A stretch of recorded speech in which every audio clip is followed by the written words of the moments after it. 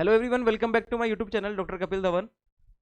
अपनी चल रही है इंटरव्यू की सीरीज, जिसमें सबसे पहले मैंने अपना आरपीएससी असिस्टेंट प्रोफेसर का जो मेरा इंटरव्यू हुआ था उसका मैंने पर्सनल एक्सपीरियंस आपके साथ शेयर किया था। और मैंने बताया था कि मेरा इंटरव्यू मिनट टू मिनट किस तरीके से हुआ, आरपीएससी मेरी एंट्री हुई, उसके बाद में डॉक्यूमेंट वेरिफिकेशन के बाद जब मैं इंटरव्यू हॉल में घुसा, बोर्ड मेंबर के सामने मैंने किस तरीके से प्रेजेंट किया खुद को, किस तरीके से मेरा 18 मिनट तक इंटरव्यू चला और उसके बाद में बाहर आया। तो मैंने पूरा अपना इंटरव्यू शेयर किया है, वो वीडियो आप देख सकते हैं ताकि आपको उससे कुछ नॉलेज मिल सके और आप भी कुछ चीज़ें सीख सकें। ठीक है, उसके बाद मैंने एक वीडियो और बनाई थी जिसमें मैंने आप बताया था आपको, ठीक है, मैंने आपको बताया था कि इंटरव्यू को कॉल लेटर जो आएगा वो किस तरीके से आएगा और उसमें कौन कौन से डॉक्यूमेंट का आपको ध्यान रखना है, कौन से डॉक्यूमेंट अगर आपके अधूरे हैं तो उनको आप पूरा कर लें। ठीक है, और उनमें बहुत सी बातें ऐसी होती है जो आपको पता होता है कि ये डॉक्यूमेंट्स पूरे हैं, ये डॉक्यूमेंट्स पूरे नहीं है, क्योंकि आपको ही पता रहेगा ये, और जो बातें पता नहीं थी वो हमने उस वीडियो में बता दी थी। हालांकि डॉक्यूमेंट वेरिफिकेशन जब आपका होगा तो उससे पहले हम आपको प्रॉपर गाइड कर देंगे कि डॉक्यूमेंट वेरिफिकेशन के टाइम पर आपको किन किन बातों का और ध्यान रखना है, अच्छे से बता देंगे आपको। अभी जो मैं आपको बताने वाला हूँ, मैं आपको बताने वाला हूँ बोर्ड मेंबर्स के बारे में। जो आपका इंटरव्यू का बोर्ड होगा वहां पर आपको किन किन बातों का ध्यान रखना है और मैंने किन किन बातों का ध्यान रखा उन बोर्ड मेंबर्स के सामने। ठीक है, उसके बारे में आपके सामने यहाँ भी बातें बताऊंगा, डिस्कशन करूंगा। क्लियर है? तो देखो, मेरा इंटरव्यू जो हुआ था 1 जून को हुआ था, मैंने आपको बताया ही था। सबसे पहले अब आपको ध्यान का रखना है बातों का। जैसे हमारे जो सर थे उन्होंने हमें बताया था कि आपको हमेशा, एक तो जब आप घुसो एंड इंटरव्यू बोर्ड मेंबर्स के सामने आओ, उस हॉल में आप एंट्री करो, तो वहां पर आपका जो बिहेवियर है वो हम्बल रहना चाहिए। ठीक है, आप बहुत हम्बल रहे और आपके फेस पर एक हल्की सी स्माइल रहनी चाहिए, डर नहीं रहना चाहिए। ठीक है, जिसके फेस पर डर रहेगा तो वो तो ये मान लो कि वो इस इंटरव्यूअर उनको पहले से समझ जाएंगे कि इनका जो कॉन्फिडेंस लेवल है वो काफी लो है। क्लियर है? सबसे इंपॉर्टेंट बात जो है कि जैसे ही आप एंट्री करोगे, उनको सबको विश करना है इंडिविजुअली। मतलब विश वाली जो पॉइंट है ये आप ध्यान रखें। सबसे फर्स्ट पॉइंट आप इनको चाहे नोट भी कर सकते हैं, क्योंकि जब आप इंटरव्यू देने जाओगे तो आपके सामने ये बातें याद नहीं आएंगी, लेकिन आपको ये बात ध्यान रखनी है, बहुत अच्छे से ध्यान रखनी है, क्योंकि हम कई बार जब जाते हैं तो हमारा वैसे ही मेंटल लेवल काफ़ी हाई रहता है। ठीक है, ये जो सर है वो अब हीट मारता रहता है तो ये मान के चलिए कि उस टाइम अपन भूल जाते हैं इन बातों को। ठीक है, लेकिन आपको विश करना है जाओगे जब भी, और जैसे ही आपका इंटरव्यू आपका फिनिश हो, खत्म हो, उसके बाद जब आओ तो भी उनको आपको thank you thank you thank you बोल के आना है, सभी बोर्ड मेंबर्स को। ठीक है, और आपका जो बिहेवियर है वो बहुत हम्बल रहना चाहिए और बहुत रिक्वेस्टिंग वे में आप बात करोगे हर तरीके से। ठीक है, क्योंकि ये मान लो आपकी, अगर आपका बिहेवियर, सपोज दैट कुछ लोग होते हैं जिनका माइंड हमेशा ऐसा रहता है कि वो एग्रेशन में बात करते हैं, गुस्से में बात करते हैं, तो आप सोचो कि नहीं, मैं जब मैं इंटरव्यू में जाऊंगा और मैं वहां पर अच्छा परफॉर्म कर लूंगा, वहां जाके मैं सबसे हम्बली बात कर लूंगा, तो भैया ये पॉसिबल नहीं है।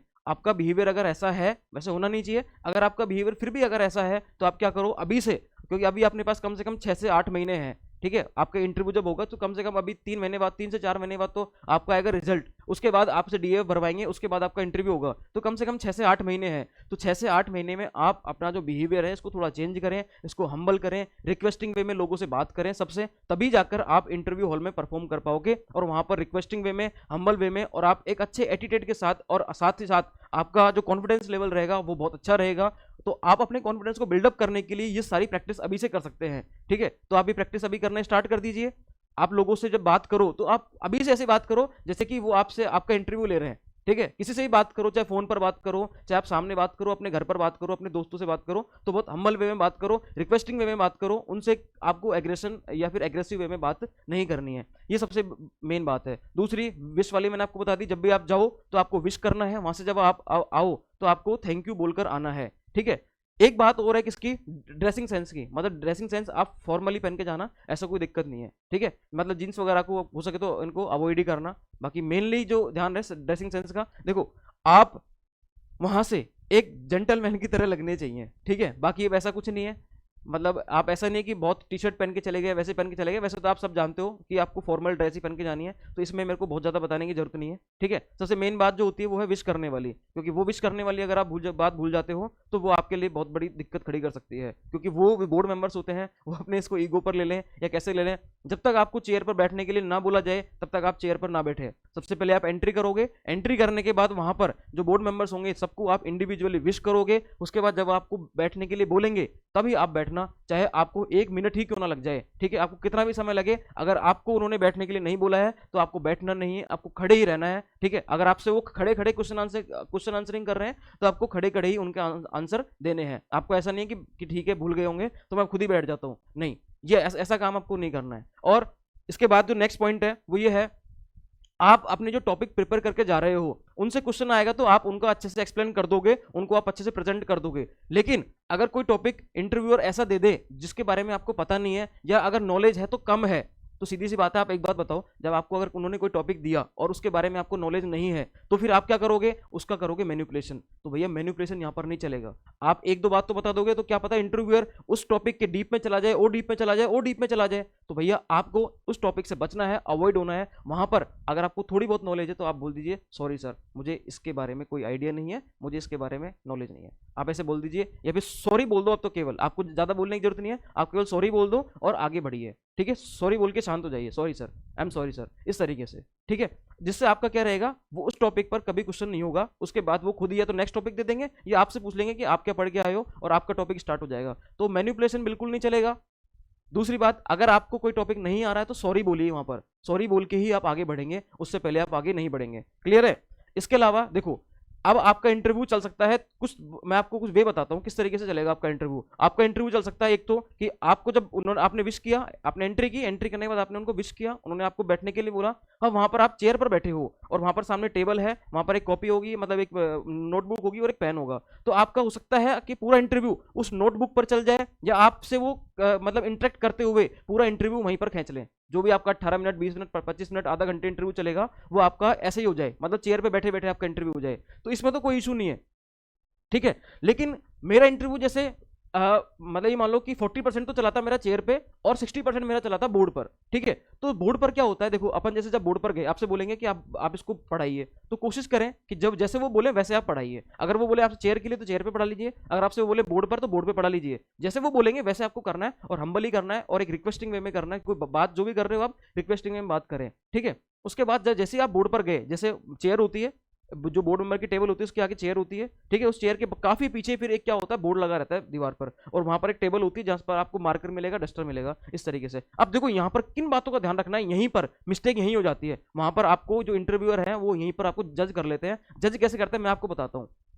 जैसे कोई भी टॉपिक है, आप बोर्ड पर आए पढ़ाने के लिए, अब आपने यहां से टेबल से क्या उठाया, मार्कर उठाया, और आपने उठाया डस्टर। ठीक है, अगर वहां पर ऑलरेडी कुछ है लिखा हुआ तो उसको पहले आप साफ करेंगे डस्टर से, उसके बाद आपने मार्कर उठाया और टॉपिक आपको समझाना है, आपने समझा दिया। अब क्या होता है, जैसे आपका टॉपिक खत्म हुआ और उन्होंने बोला कि आप आइए, ठीक है, अब आप चेयर पे बैठ जाइए। आप बोर्ड पर है तो कोई दिक्कत नहीं है, लेकिन आप चेयर पे बैठने के लिए जैसे आपको बोलेंगे, तो भैया अब यहां पर सबसे बड़ी गलती होती है। गलती क्या होती है, जैसे ही आपने अपना टॉपिक कोई कंप्लीट किया, उसके बाद आप क्या करते हो, डस्टर और चौक को क्या करते हो, टेबल पर रख के आ जाते हो। भैया यही सबसे बड़ी मिस्टेक है। आपको वो रखने से पहले बोर्ड पर जो भी आपने लिखा है उसको आप साफ करके आएंगे।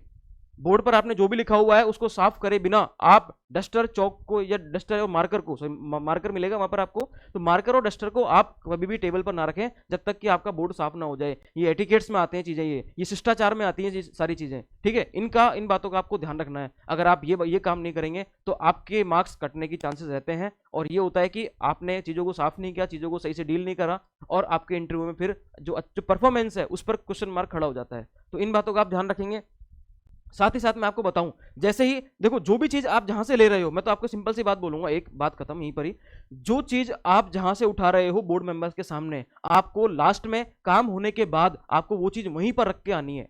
जैसे आपने, मतलब आपसे बोला गया कि आप क्या कीजिए, आपके सामने नोटबुक है और पेन है, तो आप इसका जो भी क्वेश्चन वो बोलेंगे उसका आप आंसर दोगे। आंसर देने के बाद अब नोटबुक और पेन जहां रखिए ना, उनको वहीं रख के आना है टेबल पर। ठीक है, बोर्ड पर अगर आप गए तो डस्टर हुआ और मार्कर हुआ, उसको आपको जहां से उठाया आपने वहीं पर रख के आना है। बोर्ड अगर पहले साफ था तो साफ करके आना है, इवन अगर पहले कुछ लिखा हुआ था तो भी आपको साफ करके आना है। मतलब आपने जो बोर्ड पर लिखा है वो क्लीन होना चाहिए पूरा टॉपिक होने के बाद में, जब आपको वो चेयर पर बैठने के लिए बोले। तो ये बहुत इंपॉर्टेंट बातें हैं। इसके अलावा अगर आपको प्यास लग रही है, आप बोल नहीं पा रहे प्रॉपरली, तो कोई दिक्कत नहीं है, आप रिक्वेस्टिंग में बोल सकते हैं, sir can I get a water, glass of water, इस तरीके से बोल दो। या फिर मुझे सर पानी की रिक्वायरमेंट है, मैं पानी पी सकता हूँ, इस तरीके से आप बोल सकते हो वहां पर। ठीक है, मतलब इजीली बोल दो, कोई इशू नहीं है। इंटरव्यूअर जो है वो आपसे हम्बली वे में बात करेंगे, वो खुद चाहते हैं कि आप अच्छा परफॉर्म करें। इंटरव्यूअर जो है, इंटरव्यू का पैनल है, वो आपको कभी भी ये नहीं चाहेगा कि आप हेजिटेट हो, वो कभी ये नहीं चाहेगा आप अच्छा परफॉर्म ना करें। वो हमेशा यही चाहेंगे कि आप अच्छे से परफॉर्म करें, आप हेजिटेट ना हो, आप उनसे रिक्वेस्टिंग वे में बात करें, और आपका इंटरव्यू प्रॉपर जाए, अच्छे से जाए। वो भी यही चाहते हैं, वो भी नहीं चाहते कि आपका इंटरव्यू बिगड़े। वो हर कैंडिडेट, देखो जो सामने बैठा रहता है वो भी यही एक्सपेक्ट करता है कि सामने वाला कैंडिडेट जो है वो डरे ना, वो अच्छे से परफॉर्म करे, सब यही चाहते हैं। ठीक है। तो वो भी आपसे मतलब एक्सपेक्टेशन तो यही रहती है उनकी कि ये अच्छे से परफॉर्म करे, और अगर आपके आंसर्स बहुत अच्छे रहते हैं, ठीक है, आप उनके सामने अच्छा परफॉर्म करते हो, तो उनको मजा आता है, उनको अच्छा लगता है काफी आपसे बात करना, आपसे डील करना, आपसे इंटरेक्शन जो हो रहा है वो काफी अच्छा लगता है उनको, और आपका इंटरव्यू उतना ही लंबा खिंचता है, उतना ही देर तक जाता है वो, ठीक है। और मैं आपको बता दूं, अगर आपका इंटरव्यू जितना लंबा खिंच रहा है, जितना समय ले रहा है, जितना टाइम टेकिंग हो रहा है आपका इंटरव्यू, वो उतना ही आपके लिए फेवर में है, ठीक है, वो आपके फेवर में जा रहा है, मतलब आप ये मानना कि आपके सिलेक्शन होने के चांसेस बढ़ रहे हैं वहां पर, ठीक है। मतलब इंटरव्यू में मार्क्स जो होंगे वो आपके बढ़ेंगे, तभी बढ़ेंगे जब आपका बिल्कुल अच्छे से जाएगा, आप वहां पर अच्छे से परफॉर्म करोगे, आपका जो बिहेवियर रहेगा वो बहुत अच्छा रहेगा, आपका कॉन्फिडेंस लेवल अच्छा रहेगा, आपने जो टॉपिक पढ़ाए हैं वो आपने सही से पढ़ाए हैं, अगर कोई क्वेश्चन नहीं आता तो आप सॉरी बोल के आगे बढ़ रहे हैं, इस तरीके से तभी आपके जो इंटरव्यू है आपका बहुत अच्छा जाने वाला है, ठीक है। तो इन बातों का आप ध्यान रखें प्रॉपरली, ठीक है।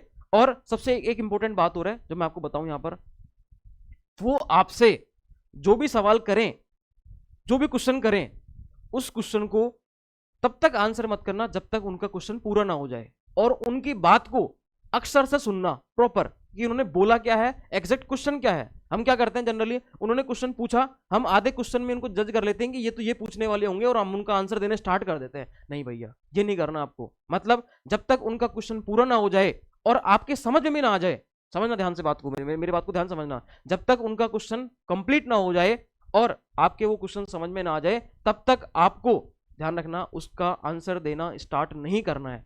आपको आंसर देना है तभी स्टार्ट करना है जब उनका क्वेश्चन पूरा हो जाए। क्लियर है? ये बहुत बड़ी बहुत इंपॉर्टेंट बात है ये वाली, क्योंकि हम क्या करते हैं जनरली सुन नहीं पाते, फिर हम क्या करते हैं, हम सोचते हैं कि हाँ सर ने ऐसा पूछा होगा, सर का मतलब ये मीन रहा होगा। अरे क्यों मीन रहा होगा, आप दोबारा पूछ लीजिए ना, आप बोलिए सॉरी सर, इस तरीके से दोबारा पूछ लीजिए आप क्वेश्चन को। पहली बात तो कोशिश तो यही रहनी चाहिए कि एक बार में आप उनको ध्यान से सुने। तो सुनने वाली जो बात है, जब ये देखो ये सारी चीजें जो आपका बिहेवियर है, आपका एटिकेट्स है, ठीक है, ये सारी चीजें आप तभी आएंगी जब आप अभी से इनकी प्रैक्टिस करोगे। आप अपने दोस्त से बात कर रहे हो, आप अपनी फैमिली मेंबर से बात कर रहे हो, या आप कॉल पर किसी से बात कर रहे हो, तो उस केस में आप अभी से इन चीजों को अपनाएं। आप कोई भी कैंडिडेट अगर कोई बात बोल रहा है उसको ध्यान से सुने, ध्यान से सुनने के बाद उसका आंसर करें, प्रॉपर सुनने के बाद ही आंसर करें। क्लियर है? और साथ में अपने बिहेवियर में शिष्टाचार को लाएं, हम्बली बात करने की बात, मतलब ऐसे आप वो लाएं, अपना बिहेवियर में लाएं इस चीज को कि आप हम्बल बात करें, रिक्वेस्टिंग वे में बात करें। कोई सामने वाला एग्रेसिव होकर ही बात कर रहा है तो भी आप इस चीज को ना मतलब इतना सोचे ना, और आप खुद अपना बिहेवियर जो है वो प्रॉपर तरीके से बोले, रिक्वेस्टिंग वे में बात करने से सामने वाला कुछ भी बोले। क्योंकि मेरे साथ यही हुआ था। मेरे साथ क्या हुआ था, मैंने आपको बोला भी था, मेरे जो इंटरव्यू का एक्सपीरियंस था कि मतलब मेरे से बोला गया था कि आप जाइए सीएफटी पढ़ाइए, तो मैं मेरे जो टॉपिक प्रिपेयर थे मेनली वो ऑर्गेनिक के थे, तो मैंने कहा था कि सर मैं ऑर्गेनिक केमिस्ट्री के टॉपिक अच्छे से प्रिपेयर करके आया हूँ, तो सर प्लीज़ अगर आपकी इजाज़त हो तो मैं ऑर्गेनिक केमिस्ट्री के टॉपिक पढ़ा सकता हूँ सर प्लीज़। तो उन्होंने बोला नहीं नहीं नहीं, आप जाइए सेफ्टी पढ़ाइए, बोर्ड पर जाइए। ठीक है सर, ओके ओके जाइए प्लीज़ प्लीज़ प्लीज़, ऐसे उन्होंने बोला था।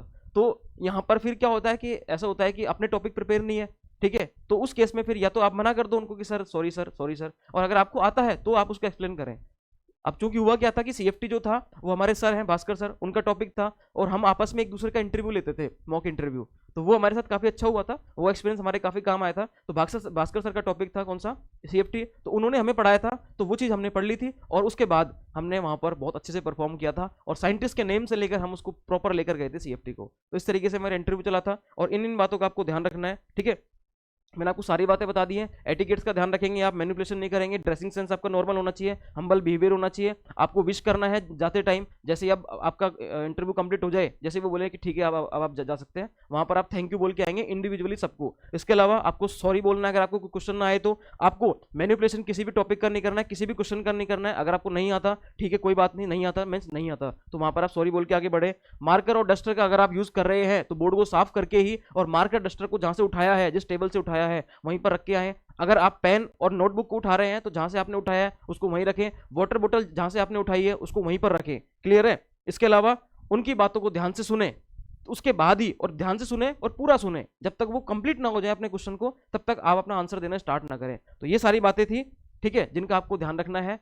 क्लियर है? और अभी इंटरव्यू के रिगार्डिंग के कौन कौन सी सावधानियां और रखनी है, इस पर मैं और भास्कर सर हम दोनों एक वीडियो और लेकर आएंगे, प्रॉपर लेकर आएंगे, जिसमें हम आपको और बताएंगे कि इंटरव्यू के बारे में, मतलब आप जब एंट्री करोगे तो डॉक्यूमेंट वेरिफिकेशन से लेकर कंप्लीट आप किन किन बातों का ध्यान रखें। क्योंकि मैंने अपना इंटरव्यू जो है, मेरा जो पर्सनल एक्सपीरियंस था वो मैंने शेयर कर दिया है आपके साथ में, ठीक है। अब मैंने इंटरव्यू का एक्सपीरियंस तो शेयर कर दिया, लेकिन आपको किन किन बातों का ध्यान रखना था उस पर अभी वीडियो बाकी है, उस पर हम आपको प्रॉपरली और बताएंगे। अभी मैंने जो यहाँ पर आपके सामने बात बोली है वो मैंने बोर्ड मेंबर के सामने वो बात बोली है कि इंटरव्यू बोर्ड के सामने आप कैसे परफॉर्म करेंगे और किन किन बातों का ध्यान रखेंगे। ठीक है, कंप्लीट जो इंटरव्यू होगा आपका, जिस दिन आपका इंटरव्यू होगा, तो स्टार्टिंग से लेकर लास्ट तक क्या क्या चीजें रहेंगी, क्या क्या बातें रहेंगी, उस पर भास्कर सर और मैं एक वीडियो और लेकर आएंगे, हम दोनों लेकर आएंगे और अपने वहां पर एक्सपीरियंस शेयर करेंगे और कि क्या क्या गलतियां हो सकती हैं उन पर भी हम आपको बताएंगे। ठीक है, तो अभी मैंने रिसेंट एक दो वीडियो बनाई थी जिसमें मैंने आपको बताया था कि मेरा खुद का आरपीएससी असिस्टेंट प्रोफेसर का नोटिफिकेशन से लेकर ज्वाइनिंग तक का सफर कैसा रहा था, वो मैंने वीडियो बनाई थी, उस पर आपने बहुत अच्छा प्यार दिया है, काफी अच्छा आपने लव एंड सपोर्ट दिया है, तो उसके लिए थैंक यू सो मच। और इसी तरीके से आप इस पर हमें सपोर्ट करते रहें और आगे हमें इससे एक अच्छा मोटिवेशन मिलता है जिससे कि हम आगे बढ़ेंगे, आपका सपोर्ट करेंगे, आपकी हेल्प करेंगे। ठीक है, तो अगर आपके कोई डाउट हो तो आप कमेंट बॉक्स में कमेंट कर सकते हैं, आप मुझे कॉल भी कर सकते हैं, मैंने अपने कॉन्टैक्ट नंबर आपको दिए हुए हैं। ठीक है, तो आप आराम से मुझे कॉल करें फ्रीली, बट कॉल उसी के रिगार्डिंग करें, आरपीएससी असिस्टेंट प्रोफेसर रिगार्डिंग, और जेन्युइन रीजन के साथ आप मुझे कॉल करें। ऐसे नहीं कि आप कोई फालतू बातें करने के लिए मुझे कॉल करें। ठीक है, बाकी आप बहुत अच्छा मतलब परफॉर्म कर रहे हैं, जैसे कि आपके मार्क्स हमें, जैसे आप कॉल करते हो हमें बताते हो कि मेरे इतने मार्क्स आ रहे हैं सर, मेरे इतने मार्क्स आ रहे हैं, तो मुझे काफ़ी अच्छा लगता है कि हमारे साथ के लोग हैं, ये हमें आगे चलकर जब इनका सिलेक्शन होगा तो हमारे कॉलेजेस में हमें ये मिलेंगे और हमारे साथ जुड़ेंगे तो हमें काफ़ी अच्छा लगेगा। ठीक है, तो हमें बहुत अच्छा लग रहा है आपके साथ जुड़कर, और आपको भी जो हमारा सपोर्ट है वो मिल रहा होगा। ठीक है, हम जितना चाहेंगे, जितना हमसे होगा उतना हम आपका सपोर्ट करेंगे, और बाकी आपकी जो क्वेरीज हैं आप हमें मतलब बता सकते हैं, कॉल पर बता सकते हैं। कोशिश करना, अभी मैं आपको इस वीडियो के डिस्क्रिप्शन में मैं आपको टेलीग्राम चैनल का लिंक दे दूंगा, उस लिंक को आप क्लिक करके ज्वाइन कर सकते हैं। टेलीग्राम जो लिंक रहेगा उसमें आप उसको ज्वाइन करें, उस ग्रुप को, और वहां पर आपकी जो भी क्वेरीज हो वहां डालें, और रात को जब मेरे को समय मिलेगा तो मैं उसी समय आपकी जितनी भी क्वेरीज हैं उनको मैं सॉल्व कर दूंगा। ठीक है, क्योंकि मुझे जो प्रॉपर टाइम मिलता है वो रात को ही मिलता है प्रॉपरली। ठीक है, तो आप टेलीग्राम चैनल को ज्वाइन करें और हमसे जुड़ें।